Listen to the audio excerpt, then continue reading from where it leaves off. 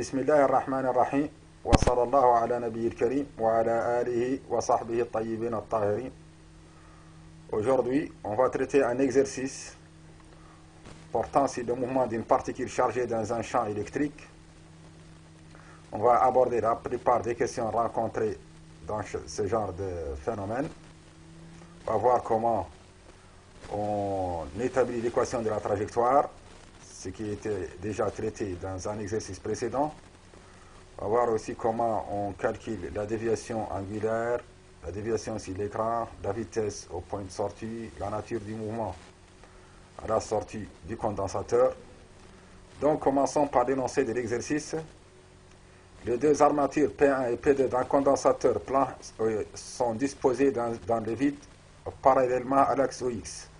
Donc vous avez les deux armatures du condensateur, ça c'est l'armature P1 et ici on a l'armature PD. Ces deux armatures sont placées parallèlement à l'axe OX.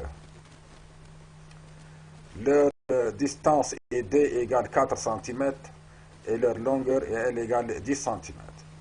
Donc ici D c'est la distance entre les deux armatures et ici L qui représente la longueur des armatures. Un faisceau d'électrons homocinétique veut dire que ce sont des électrons qui ont la même vitesse, pénètre en eau entre ces armatures avec une vitesse V0 parallèle à l'axe OX de valeur V0 égale 2,5 10 puissance 4 km par seconde. Donc on a un faisceau d'électrons qui pénètre à partir de ce point O dans cette zone de champ électrique créée entre les plaques P1 et P2. Il pénètre avec la vitesse V0 en rouge parallèle à l'axe OX. La valeur de la vitesse initiale c'est 2,5 10 puissance 4 km par seconde qui sera converti en mètres par seconde et ça deviendra 2,5 10 puissance 7 10 puissance 7 mètres par seconde. Donner la masse de l'électron M égale 9,1 10 puissance moins 31 kg. La charge de l'électron qui est égale moins E, est égale à l'opposé de la charge élémentaire, donc moins 1,6 puissance moins 19 coulombs. La première question, quel doit être le signe de la tension UP1 P2 pour que les électrons soient déviés vers l'armature P1? La réponse,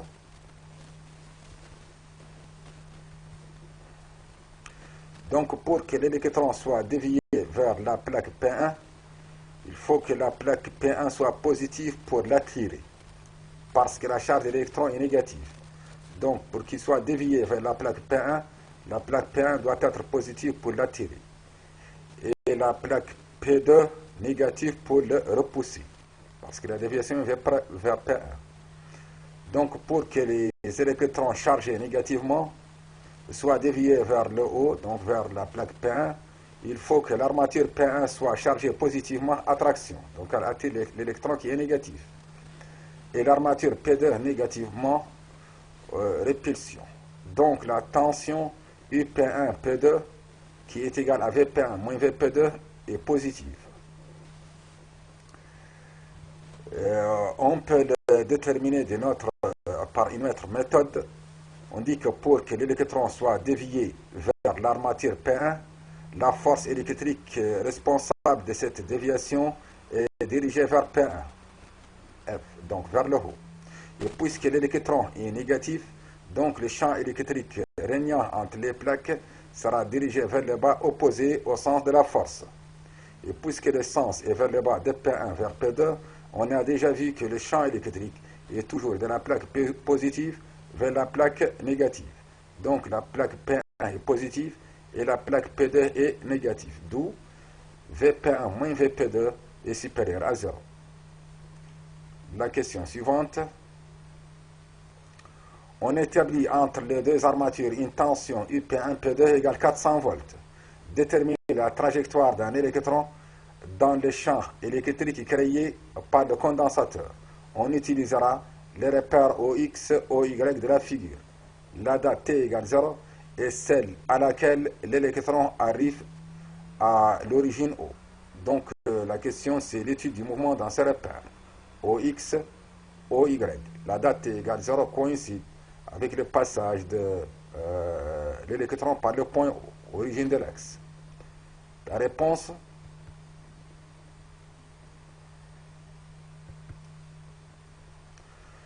donc on a déjà vu dans le cours passé que pour l'étude de l'équation de la trajectoire, on doit au début appliquer la relation fondamentale de la dynamique. Le système considéré ici est un électron dont le mouvement est étudié dans les référentiels terrestres considérés comme galiléens.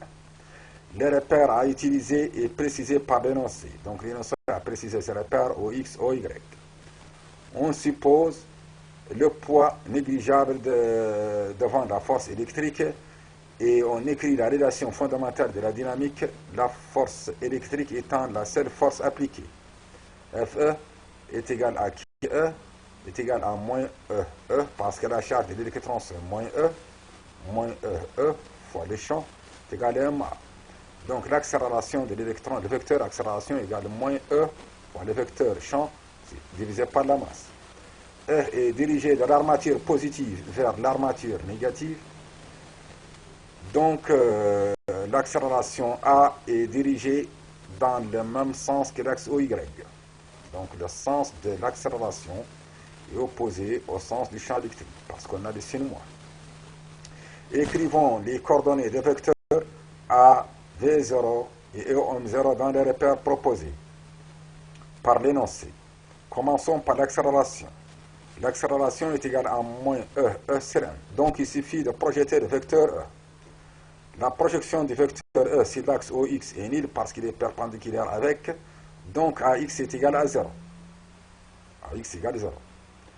Pour la projection de E sur l'axe Y, E est dirigé vers le bas et l'axe OY est orienté vers le haut, donc la projection de E sur l'axe Y c'est moins E.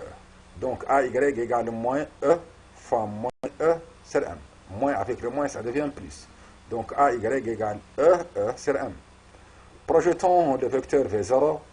Le V0 sur l'axe X, c'est V0 parce qu'elle est portée par l'axe OX, et de même sens que l'orientation. V0, sa projection sur l'axe X, c'est V0. Et pour sa projection, donc V0X est égal à V0. Et pour la projection de V0 sur l'axe Y, le V0, vous voyez que le V0, le vecteur V0 est perpendiculaire à l'axe OY.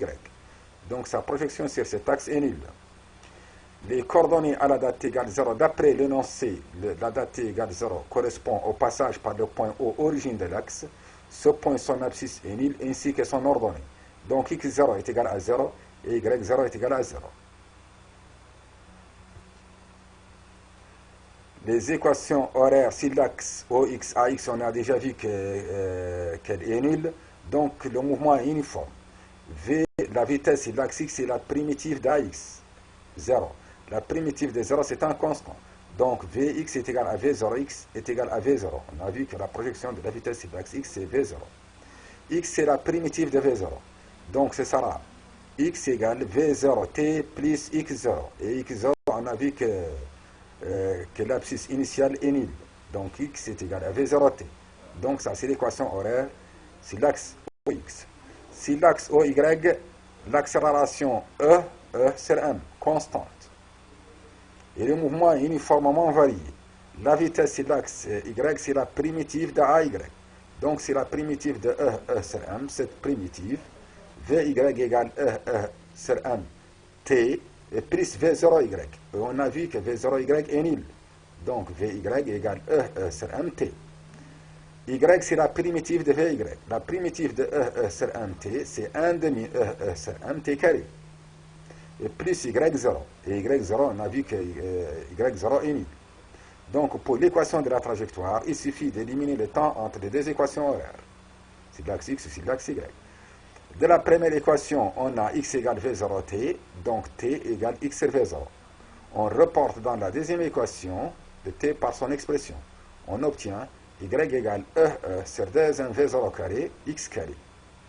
Pour l'application numérique, le champ électrique, l'intensité du champ électrique est égale à la tension appliquée entre les plaques divisée par la distance entre les plaques.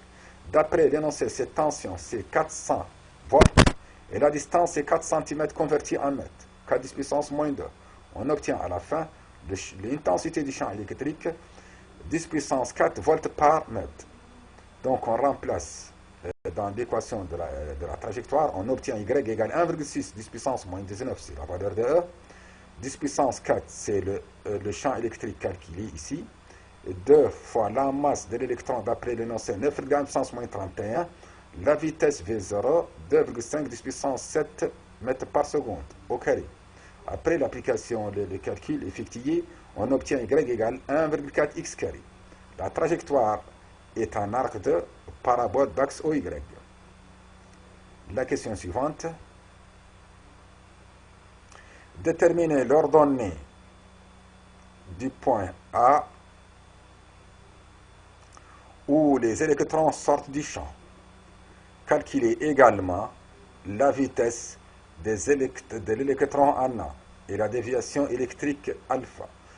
Donc, la sortie du champ, c'est au point A. Il demande l'ordonnée de ce point, son ordonnée qui représente cette distance.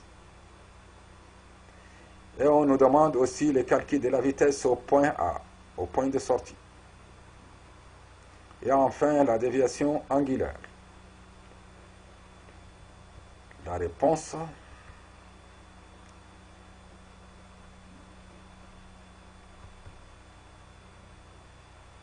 L'ordonnée du point A.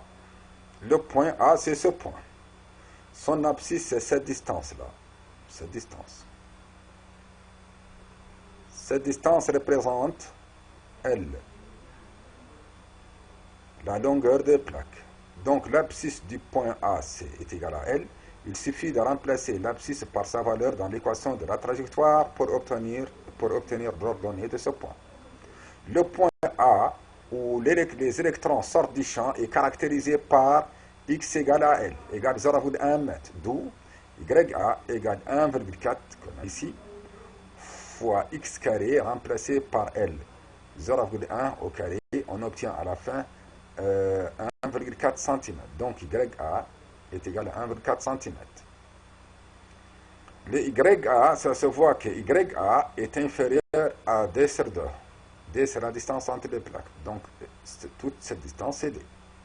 Donc, cette partie seulement représente D sur 2. Et ça se voit que YA, qui est cette distance, est inférieur à D sur 2. À cette distance qui représente D sur 2. Distance entre les deux plaques divisée par 2. Donc, les électrons sortent du condensateur. Maintenant, les calculs de la vitesse au point A. Pour calculer la vitesse au point A, VA, il suffit de calculer sa composante sur l'axe X, VAX, et sa composante sur l'axe Y, VAY. Pour VAX, déterminer les coordonnées du vecteur VA, on doit connaître les temps mis par l'électron pour aller de O à A. On utilise le mouvement sur l'axe OX. Donc, pour le calcul de la vitesse en A, on doit déterminer au début l'instant correspondant au passage de ce point.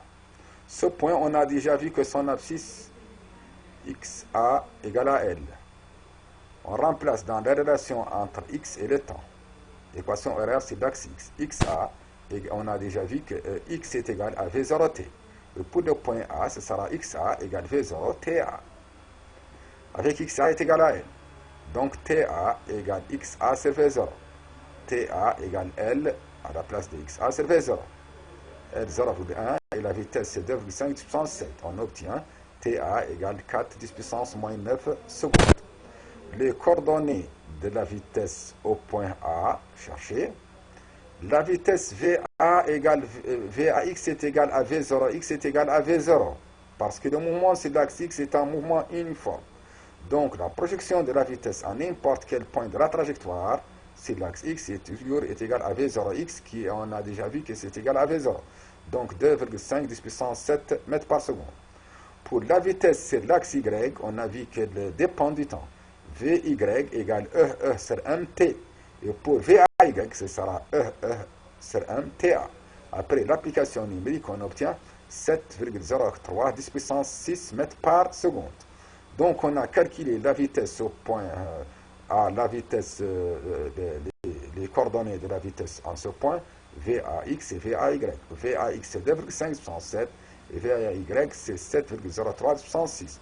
La vitesse en A, ce sera, on applique Pythagore, ça se voit ici, VA carré égale VAX carré plus VAY carré, d'après ce triangle rectangle. Donc VA égale racine de VAX carré plus VAY carré, on obtient à la fin 2,5 10 puissance 7 mètres par seconde. Et pour la déviation angulaire, la déviation électrique, ou s'appelle aussi la déviation angulaire. La déviation angulaire représente l'angle entre la direction de la vitesse au point d'entrée et la direction de la vitesse au point de sortie. Pour la vitesse au point d'entrée, c'est ce vecteur, c'est sa direction droite, au prime. Et pour la vitesse au point de sortie, sa direction, c'est cette droite. L'angle entre les deux droites, c'est l'angle alpha. Pour le calcul de cet angle, c'est le même angle qu'on a ici, entre VAX et VA. Les angles alpha. Donc vous avez de ce triangle, l'opposé de l'angle alpha, c'est VAY, et son adjacent, c'est VAX. Tangent de l'angle alpha, ce sera VAY sur VAX. Donc la première méthode pour le calcul de la déviation électrique, tangente alpha est égal à VAY sur VAX. VAY calculé ici 7,03 puissance 6 et VAX c'est 2,5 10 puissance 7. On obtient 0,28 et alpha ce sera 15,6 degrés. La deuxième méthode consiste à dériver l'équation de la trajectoire au point A. La tangente de l'angle formée par la tangente en ce point, l'axe OX, la tangente de cet angle, c'est la valeur de la dérivée de l'équation de la trajectoire en ce point. La dérivée, on a vu que l'équation de la trajectoire, ici, y égale 1,4x carré, sa dérivée, ce sera 2,8x.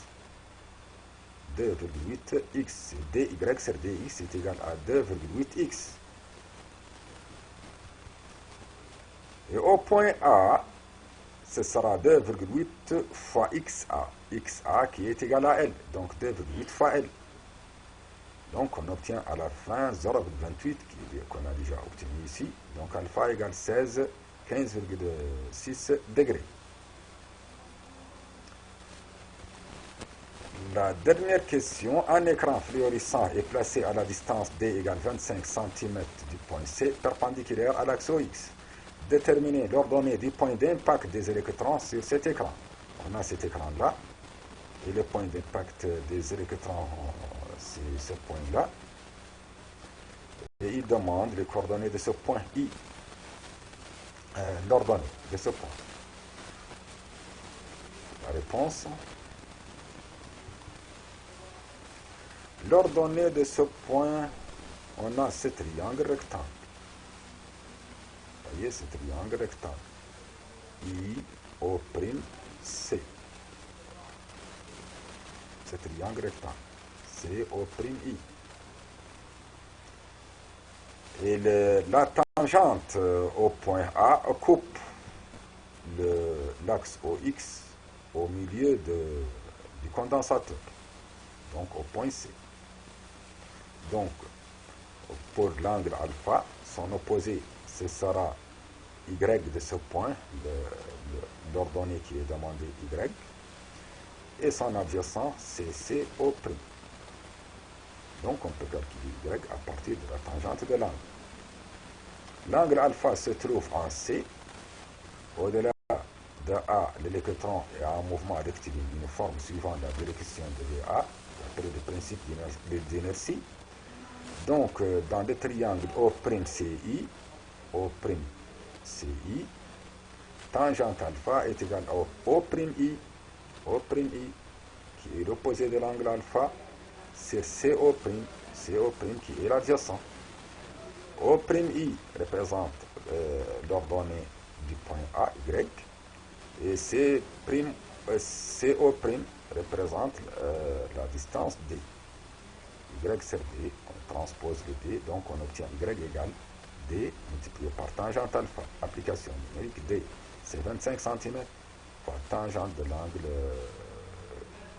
15,6 qui est déjà calculé, on obtient 7 cm. Donc cette distance-là, O'I est égale à 7 cm, qui représente l'ordonnée de ce point. Astaghfirullah al-azim wa atubu ilayhi min kulli dhanb.